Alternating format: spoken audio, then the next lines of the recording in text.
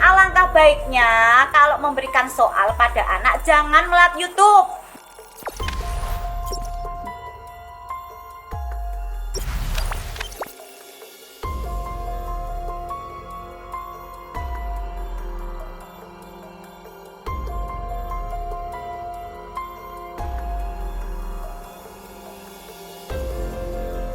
Terkhusus Bapak Ibu guru yang selalu memberikan soal kepada muridnya tanpa memberikan tutor atau memberikan tutor melalui video YouTube.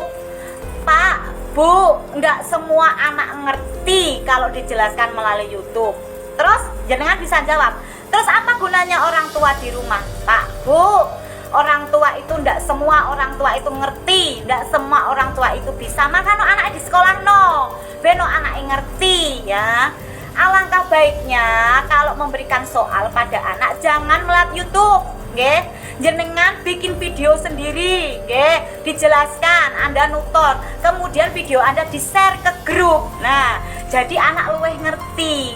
Jangan Anda memberikan soal tanpa memberikan tutor atau menjelaskan caranya, terutama pelajaran matematika. Sakno lho Bu, Pak, muridku kabeh les iki lho lek gak tak terangno tenan. Apalagi ndelok video YouTube gak ngerti babar blas.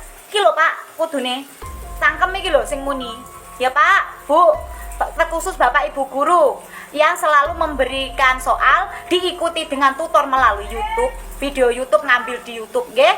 Alangkah baiknya jenengan bikin video sendiri, nggih, jadi anak lebih paham. Ngapunten lho Pak, Bu, guru, nggih.